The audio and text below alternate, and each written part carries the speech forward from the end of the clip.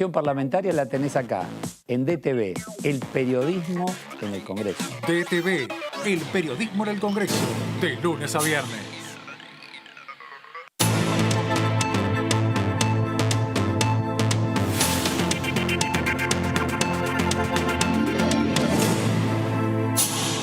¿Qué tal? ¿Cómo les va? Muy bienvenidos. La actualidad legislativa, las principales noticias del día están en Diputados TV. El resumen dice lo siguiente.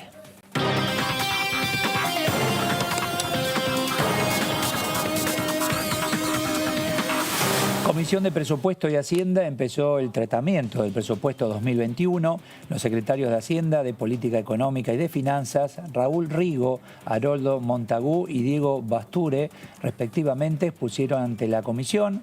Los ejes centrales del presupuesto 2021 fueron presentados la semana pasada por el ministro de Economía, Martín Guzmán. Trabajo de diputados y diputadas por videoconferencia. Se reunió la Comisión de Asuntos Cooperativos, Mutuales y de Organizaciones No Gubernamentales. Mantuvieron una reunión informativa sobre la prestación de servicios públicos desde la economía social, desafíos y estado de situación. Expusieron representantes de cooperativas, cámaras de telecomunicaciones y del ENACOM, de la Confederación Cooperativa de la República.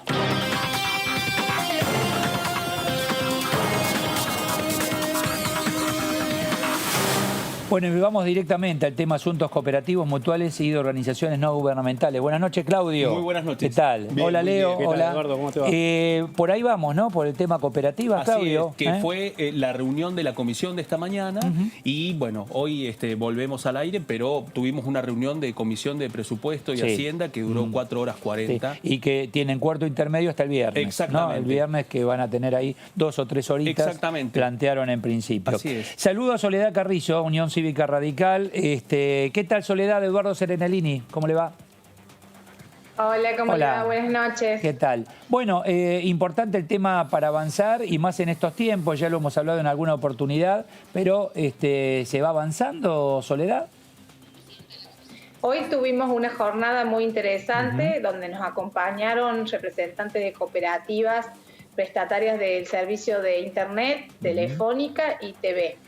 Y también nos acompañó el vicepresidente del ENACOM, Gustavo López, con el director Gonzalo, que también expusieron, digamos, el análisis sobre todo del decreto del DNU, donde se declara servicio esencial a estos servicios de telefonía, de internet y de cable, y el impacto que en ellas, sobre todo en los pequeños prestadores, como son las cooperativas, que sobre todo se localizan en lugares del interior, de pequeña cantidad de habitantes y demás, bueno, va a afectar. Así que la verdad que fue bastante bueno, las cámaras y las federaciones se expresaron y hubo un compromiso por parte del ENACOM de tomar todas las manifestaciones para trabajar en una reglamentación, que por eso uno instaba que esto se haga, para que esta reglamentación que del DNU se los tenga en cuenta en una mesa que se va a realizar del ENACOM y sobre todo sea una reglamentación asimétrica, que es decir, teniendo en cuenta las características de los pequeños prestadores, que son más de 1.200 cooperativas que prestan servicios. ¿Y ellos se ven perjudicados en principio en qué? ¿En lo económico? En principio imagino sí, ¿no? Sí, lo que más hicieron hincapié fue el tema de la tarifa, digamos, primero una tarifa especial para quienes proveen el servicio, la señal, especialmente, y sobre todo el tema del congelamiento tarifario, porque también sus insumos, la mayoría está regulado en dólares. Entonces, la verdad que también hubo por parte de las autoridades del INAES también un acompañamiento en esto de mirar la necesidad de que esto sea transitorio, de que evidentemente tiene que haber una correlación entre el precio y por otro lado la prestación de todo lo que son los insumos tecnológicos, sobre todo que la mayoría está en dólares, así que también establecieron la necesidad de tener programas específicos, sobre todo sobre el fondo universal que maneja el ENACOM, así que la verdad que fue bastante productiva y sobre todo escuchamos todas las voces, también hubo académicos que bueno, lo importante es entender que estamos todos de acuerdo en la posibilidad de que esto se dicte, digamos, la naturaleza de un servicio esencial, más hoy, digamos, que es por la pandemia, el tema educativo, el tema de recreación, todo pasa por Internet, el tema del trabajo, todo pasa por Internet o por las tecnologías, pero también, bueno, debemos cuidar sobre todo y no tener la misma regulación que por ahí los grandes prestadores que, bueno, por ahí ellos no pueden estar en la misma, digamos, tomándoselo de la misma manera. Así que la verdad que fue bastante, duró 2 horas y media y con muchos diputados que acompañaron y bastante, y también federal, porque también escuchamos distintas federaciones de distintos lugares. Así es. Diputada, ¿cómo le va? Claudio Mardones la saluda desde el piso. Quería hacerle una pregunta a partir de la preocupación que compartieron distintos representantes de cooperativas.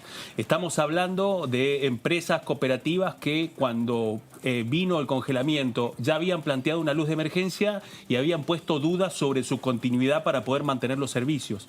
Usted nos cuenta que existe una posibilidad de que cambie la reglamentación por parte del Ejecutivo. ¿Cuáles serían los principales puntos de esa emergencia que tomaría el Poder Ejecutivo en la reglamentación? La verdad que no lo deslizaron, pero sí manifestaron a viva voz el compromiso por parte del ENACOM de atender esta problemática, evidentemente, y entendiendo la gran importancia que estas entidades desarrollan en el interior del país, porque generalmente las cooperativas, la mayor parte de las que desempeñan estas tareas lo hacen en ciudades menores de 100.000 habitantes. Claro. Esto también habla de una cuestión de que son zonas no son muy rentables, por eso generalmente los grandes no van ahí a prestar servicio. Entonces, el ENACOM manifestó que entendía la importancia de que había que ayudar y regular de una manera diferente para poder ayudarlas en este tema. Y esto ha sido muy importante porque la verdad que había una necesidad de escucharlo por parte del ENACOM, más allá de su compromiso por ahí de manera privada, pero esto que se haya plasmado en una comisión pública, donde estemos todos los representantes de diferentes partidos, donde también estén representantes de las federaciones, hace un compromiso mucho mayor. Así que esperaremos, hoy está vigente el decreto, porque el decreto basta con una sola cámara para que con su aprobación, un DNU, y tiene la validez. Por lo tanto, desde agosto este decreto está vigente. Ahora deseamos que esta reglamentación se haga pronto y, por supuesto, con la tranquilidad ¿no? de ser una regulación participativa, abierta y asimétrica, entendiendo estas particularidades de estas... Dada la necesidad, y como bien usted lo planteaba, cuidado que si hay problemas económicos no bajemos la calidad del servicio, porque ahí va a ser peor el remedio que la enfermedad, ¿no? Así es, ellos han manifestado también tener algunas inversiones en puerta de más de $1 millón en diferentes figuras asociativas que han planteado las cámaras de cooperativas, que ha sido muy interesante también escucharlos, porque detrás de ello hay también mucha inversión, mucha puesta de apoyo hacia el desarrollo regional y local de la Argentina, y que realmente ellos también manifestaron la necesidad de ir protegiendo también el tema de las redes, porque bueno, hay un compromiso de que esto no afecte la calidad. Claro. Creemos que sobre todo si esto es transitorio, después de digamos, creo que también, bueno, vamos a estar hablando de otra realidad, porque no podemos desconocer que nuestra Argentina tiene una situación macro que todavía es bastante inestable y que evidentemente influye. Diputada, ¿cómo le va? Leonardo Fredes la saluda. Le hago una pregunta desde lo práctico, ¿no? En el tema cooperativas, que son muchos pueblitos de menos de 100.000 habitantes, que trabajan las cooperativas, comparado por ahí con Córdoba Capital o ciudades como Villa María o Río Cuarto, que seguramente trabajan los operadores grandes. ¿Hay mucha diferencia en lo que es servicio y en lo que es tarifa? No, No, la verdad que ahora digamos, los últimos años se ha comenzado a equilibrar un poco, pero evidentemente estamos donde hay zonas mucho más alejadas, donde hay menores cantidad de usuarios, evidentemente el costo es grande. Y eso es un poco, digamos, digamos, en comparación con otras ciudades más urbanas, pero que es lo que ellos plantean, la necesidad de tener una tarifa diferencial también en cuanto al precio mayorista. Así que esto también hay una realidad que hay que entenderla. La mayoría digamos, en Argentina, el núcleo centro está cubierto generalmente por los grandes, pero sobre todo al sur y al norte son generalmente el desarrollo de estas pequeñas 1.200 cooperativas y pequeñas pymes que desarrollan esta tarea. Así que la verdad que viene, a ver, es parte de este desafío de la Argentina tan grande y tan extensa y con esta diversidad, que creo que hay que atenderla. Por eso nosotros dejamos establecido que en nuestra comisión no veníamos a hacer valoraciones, sino que veníamos a escuchar a un sector que necesitaba una tranquilidad de un compromiso por parte del Ejecutivo, de comprometerse a sentarlos en esa mesa y que evidentemente tengan la misma voz que a lo mejor los grandes desarrolladores de esto, que por ahí son siempre a los cuales se escuchan, ¿no? Gracias, diputada. Muchísimas gracias. Buenas noches. No, gracias a ustedes. Buenas noches. Muchísimas gracias. Claro, el tema relacionado con los aportes, el dinero y que no baje la prestación. Exactamente. ¿No? Pues, y más con la necesidad. La calidad del servicio. Que se mantenga la calidad del servicio, exactamente. Que cuesta acá en el área urbana también mucho, porque hay muchas quejas desde que salió este DNU, que anda un poquito más flojito el tema de la conectividad. Sí, que apareció... Especialmente con los grandes. Sí. Lo interesante de esta comisión es que en todo este proceso hemos hablado de por lo menos 4 o 5 reuniones en donde han podido ver algunos pantallazos de la situación de las empresas cooperativas. Lo particular de esta reunión de esta mañana tiene que ver con que la Comisión de Cooperativismo empieza a ser un espacio para que las cooperativas le puedan pedir cosas al Ejecutivo. Hasta el momento todavía no hemos llegado... Tiene lugar, digamos. Exactamente. Hasta ahora no hemos llegado al punto en donde esta comisión empieza a catalizar determinados proyectos de ley. Hasta ahora ha sido un proceso de escucha en donde en muchos casos han habido planteos, y en este caso lo que nos cuenta Carrizo es que precisamente hay un principio de acuerdo, de compromiso del Ejecutivo para, aunque sea, morigerar la reglamentación, digamos, de esto, ¿no? Juan Carlos Alderete está en línea. ¿Qué tal, Juan Carlos? Eduardo Serenalini, buenas noches. Estamos con Claudio, Leo, los saludamos. ¿Cómo va? Muy buenas noches. ¿Cómo anda? Bueno, es así como dice acá mi compañero, avanza la tarea en relación a cooperativas y los están escuchando y los hacen intervenir y bueno, es un paso importante en principio. Yo estoy convencido de hace muchos años que las cooperativas y las actuales juegan un rol muy importante en la economía de cualquier país, teniendo en cuenta que en el post-pandemia ese rol creo que va a tener mayor jerarquía, inclusive se lo va a ver inclusive como un jugador muy importante para recuperar nuestra economía, poner a andar y poner de pie a nuestro país de nuevo, ¿no? O sea que... Pero, diga. Sí. Antes que nada quisiera mencionar que en la reunión de la comisión de hoy, el conjunto de diputadas y diputados que la componemos, quisimos recordar al compañero Mario Cafiero, que fue 2 veces presidente de dicha comisión, y aquí recordamos con mucho afecto y respeto, ya que ha sido militante y político como pocos. Y de aquí le mando un caluroso abrazo a su familia, ¿no? Muy bien, me parece muy bien. Bueno, en principio lo que uno escucha es que hay que mejorar servicio, y con esto hablo de calidad, pero que no pierdan las cooperativas y las mutuales el poder adquisitivo. No, exactamente. Bueno, nosotros hemos visto que la reciente emisión del decreto 690-2020, que declaró servicios públicos y esenciales, estratégicos en competencia, a la telefonía celular y fija, a Internet y la televisión paga, y también dispuso suspender cualquier aumento de precio hasta el 31 de diciembre, ¿no?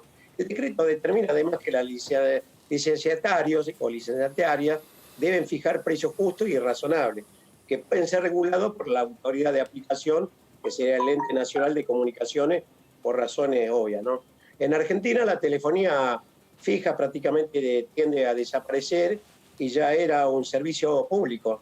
En la actualidad hay 60 millones de celulares en un universo de 44 millones de personas.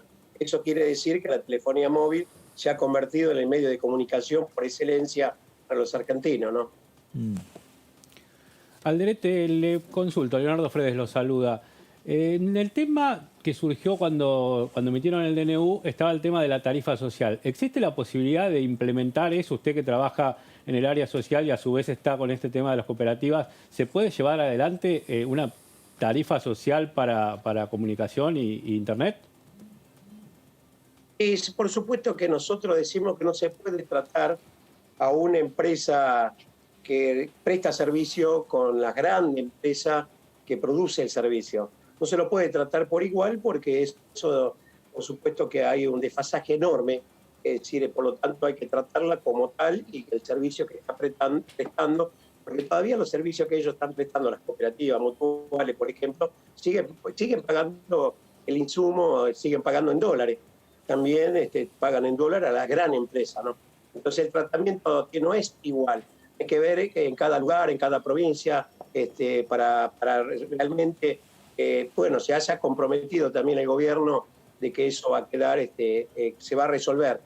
Se va a resolver porque no es justo el tratamiento que hoy se le está dando como si fuese una gran empresa, ¿no? La ENACON es la autoridad de aplicación encargada de la reglamentación, que va a mantener reuniones con todos los sectores que brindan los servicios de información y comunicación, entre ellas también las cámaras que nuclean las cooperativas del sector, y confirmó que en la reunión de hoy su voluntad es avanzar en esa regulación asimétrica necesaria para el sector pyme y cooperativo.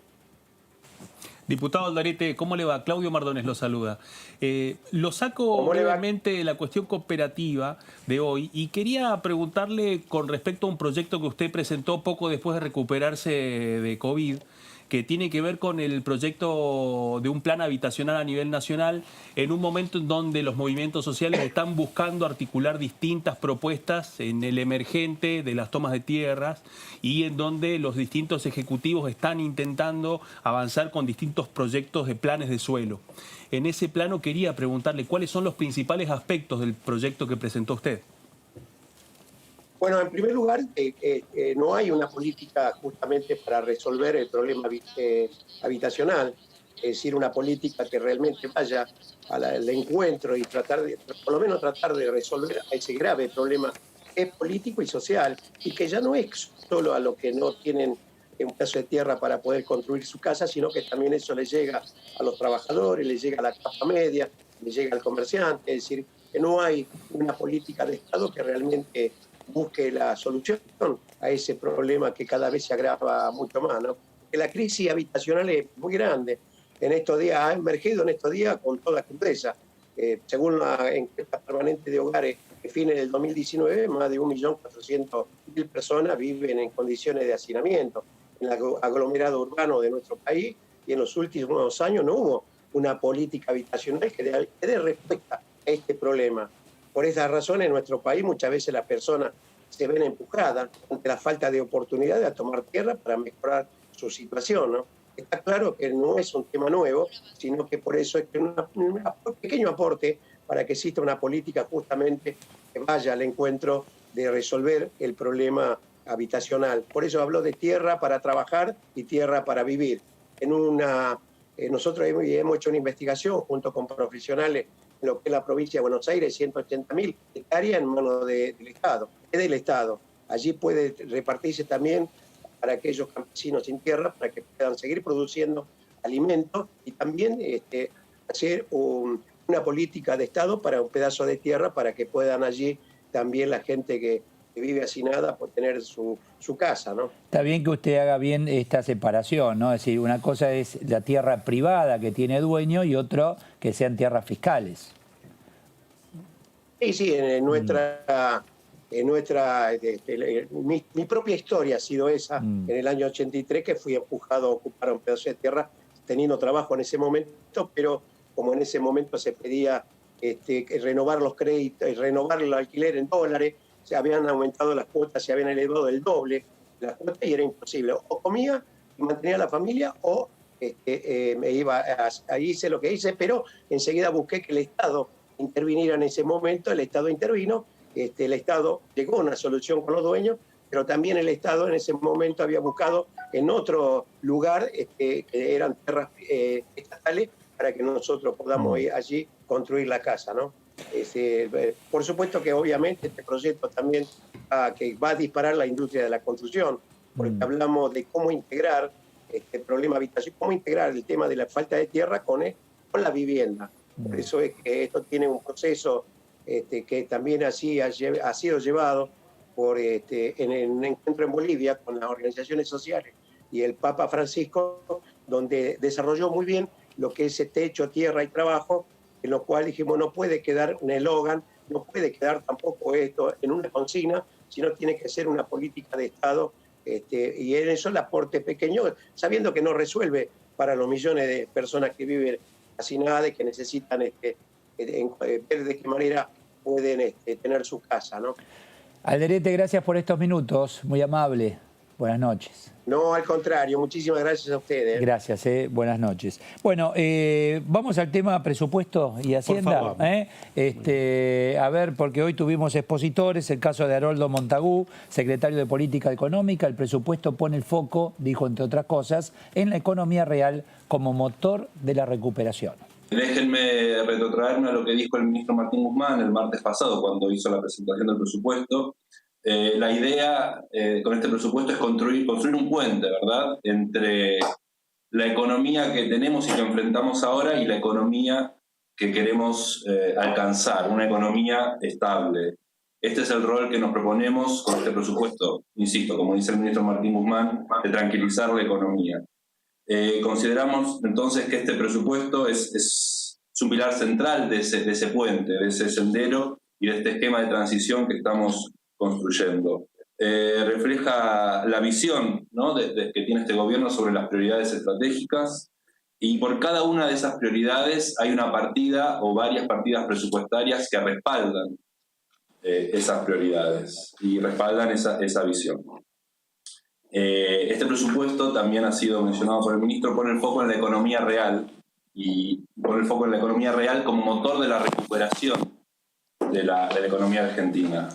Bien es sabido que no hay estabilización posible sin recuperación de la economía, de la actividad, y déjenme agregar que no hay recuperación de la actividad económica sin un rol del Estado que acompañe y complemente también al sector privado. Bueno, ya saludo a Ariel Reichenberger. ¿Qué tal, Ariel? Eduardo Serenellini, buenas noches. Buenas noches, Eduardo. Buenas noches. Bien, muy bien, gracias. Bueno, allí hablaba el secretario del tema de economía real como motor. Ahora, hay que poner en marcha este motor de la economía real, ¿no? Nada sencillo por estos tiempos. Sí, la verdad que hemos tenido una exposición de unas cuantas horas de parte de los tres secretarios de Estado, del equipo del ministro Guzmán, que hay que destacar y agradecerle la claridad y el detalle con el que han expuesto acerca del presupuesto del año que viene. Yo, desde que soy diputado, es la primera vez integrando la Comisión de Presupuesto desde siempre, pero es la primera vez que tenemos una participación de estas características con tanto nivel de detalle, que la verdad que creo que hay que resaltarlo. Y como decía el secretario, entendemos que este debe ser el presupuesto de la activación económica, un presupuesto que es prudente y que es realista, y creo que está basado en supuestos prudentes. El presupuesto post-pandemia, por eso un poco también es esto del puente, ¿no?, de la economía que tenemos y la que queremos alcanzar, pero creo que las proyecciones que se están planteando de un crecimiento del 5,5% del Producto Bruto, una inflación en el orden del 29%, con un tipo de cambio de los 102 pesos, eso están en línea con los lineamientos que el proyecto plantea y hacia dónde quiere ir y va a ir la aspiración del gobierno, la economía para el próximo ejercicio. Claro, decir cierto y realista es incierto por la realidad que nos toca vivir en estos tiempos, Ariel. Pues no sabemos bien a dónde nos lleva la pandemia, ¿no? A ver, justamente de qué estamos hablando, de un presupuesto, o sea, Sí. eso significa que no sabemos si va a ser realmente exactamente así, seguro que no va a ser, pero de lo que hemos venido acostumbrados estos últimos 4 años, donde vos aprobabas un presupuesto con una inflación prevista del 10% para el año, ¿no? Vamos a hablar del año 2010, presupuesto 2018. A la semana te lo cambiaban al 15%, terminaba siendo del 28%, creo que estamos lejos de eso. Están dados los supuestos que el gobierno plantea en cuanto al crecimiento de la actividad. Un tema muy importante, que creo que en eso hizo hincapié el ministro, y a eso se refirió cuando mencionó poner el foco en la reactivación económica a través de la inversión pública, porque vemos que hay un crecimiento del doble en lo que son las inversiones de capital. O sea, pasamos de inversiones del 1,1% del PBI en el 2019 a un 2,2% del PBI en el 2021, o sea, una inversión de más de 835.000 millones de pesos, que son los que se van a volcar esa infraestructura social, productiva, a viviendas y a obra pública, que es lo que rápidamente genera empleo. Por eso, si bien entendemos que son prudentes y son realistas las proyecciones, porque parten de esas premisas. Diputado Rauschenberger, ¿cómo le va? Claudio Mardones lo saluda. Quería hacerle una pregunta porque el secretario Montagu dijo que si bien falta muchísimo para poder tener alguna perspectiva esperanzadora en la recuperación, dijo que en mayo hubo una recuperación del 10%, en junio del 7,5% y en julio del 1,1%.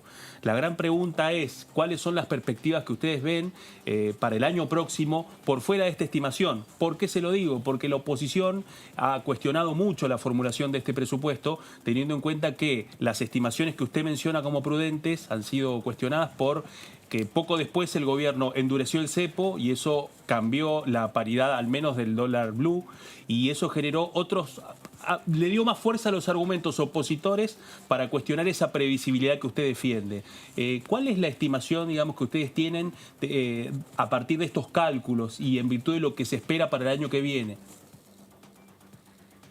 En la exposición que el secretario de Política Económica lo adelante, mencionó sí que dentro de la pandemia, en el curso de la pandemia, arrancamos con una caída muy abrupta del nivel de actividad, pero luego a partir de mayo se fue dando un incremento, un cambio, digamos, se frenó la caída que se venía dando y empezaron a haber ciertos atisbos de crecimiento en lo que es la actividad industrial, en los distintos indicadores macroeconómicos, y eso es lo que, por ejemplo, en el tema de exportaciones, en el tema de importaciones, distintos indicadores que hacen a la macroeconomía, y eso es lo que parte, digamos, como base para decir que vamos a tener el crecimiento que vamos a tener el año que viene. El tema de que nosotros, cuando arrancó la pandemia, cayó la recaudación abruptamente.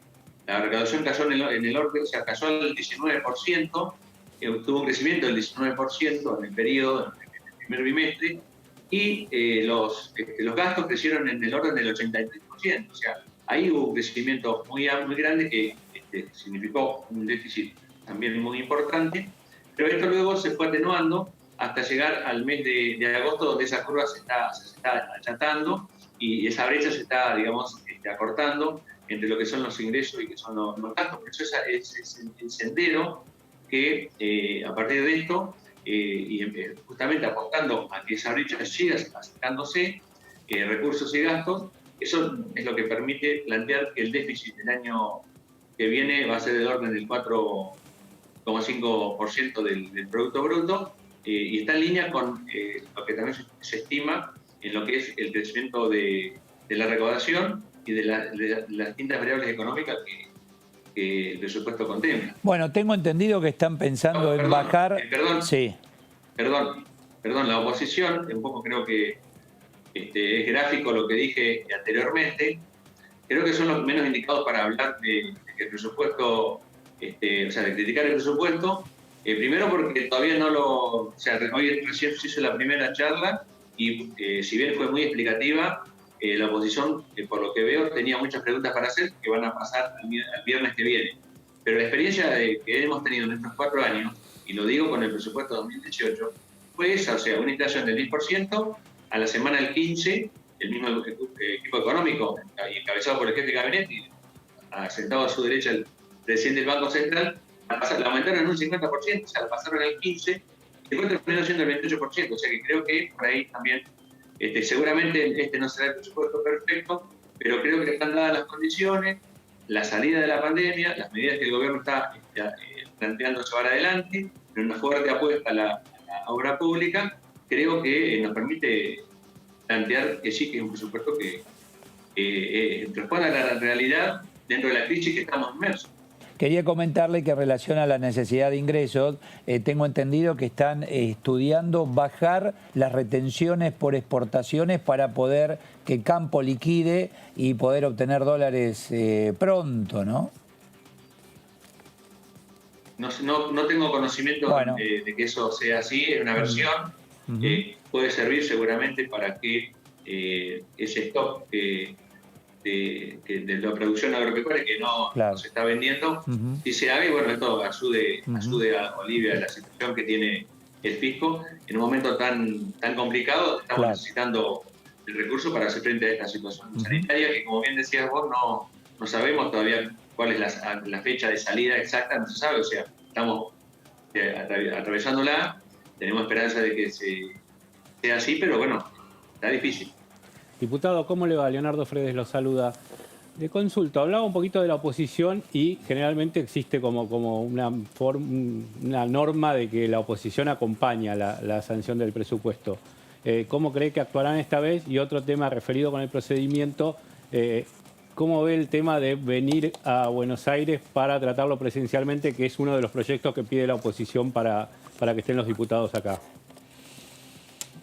Hola, Leonardo. Mira, en primer lugar, justamente creo que el presupuesto es una herramienta de gestión que nosotros, cuando hemos sido oposición, hemos acompañado y hemos permitido que quien hoy es oposición, en su momento fue oficialismo, tuviera la gobernabilidad necesaria para poder llevar adelante el gobierno. En el caso de la oposición, creo que fue allá por el año 2010, que nos dejaron sin presupuesto. Yo aspiro a que en el marco justamente de la crisis que estamos viviendo, de esta cuestión de acompañar y de poner el hombro en el marco de la pandemia, entiendo que la oposición va a estar a la altura de las circunstancias y va a terminar acompañando el presupuesto, más allá de las observaciones, de los planteos, de los cambios que seguramente van a querer hacer, pero aspiro a que prime, digamos, el interés general y que se le termine dando al gobierno la herramienta que necesita para resolver los problemas que tienen los argentinos, que son muchos. Y respecto a la cuestión de la posibilidad o planteo de una sesión presencial, es un tema que nosotros lo tendremos que evaluar con dentro de los diputados de la provincia de La Pampa. Nosotros hay diputados por ahí que están en lo que son factores de riesgo, grupos de riesgo. Es un tema que tenemos que evaluar para ver qué decisión tomamos. Yo creo que, hemos sesionado, hemos actuado y trabajado de forma remota todo este tiempo. Hemos sancionado leyes importantes como la de la deuda externa, como la recuperación de la deuda, que creo que es una ley muy pesada, la ampliación del presupuesto, la moratoria, o sea, ha habido leyes muy importantes que creo que ser presencial o no cambia el sentido, y creo que la posibilidad de debatir, estaremos algunas horas más, pero creo que la posibilidad está. El otro día, en la última sesión, estuvimos hasta las 5 menos cuarto de la mañana, o sea que creo que la posibilidad del debate igual está, y las leyes necesitamos que salgan para que la gente tenga la respuesta que está esperando. Está muy bien. Diputado, gracias, que tenga buenas noches, muy amable. Muchísimas gracias. Gracias a ustedes y buenas noches también. Gracias, buenas noches. Claro, la necesidad, vos sabés que esto lo escuché, no sé si ustedes lo escucharon la semana, la intención de bajar la retención, exportación, y así hacer que quien tiene, no sé, si lo bolsa para liquidarlo, liquide, que sea negocio y que entre en dólares. Es que una de las grandes discusiones, absolutamente, porque una de las grandes discusiones hace por lo menos 15 días es dónde están y cuáles son las políticas del Banco Central para poder lograr la forma de destrabar esos 300.000 millones que están en este momento y que sostienen en muchos casos el agro y otros exportadores. Gracias, Claudio. Un placer. Atendé ese llamado, por favor. Chao, gracias. Chau, Eduardo. Gracias. Gracias a todos, que lo pasen muy bien. Hasta mañana.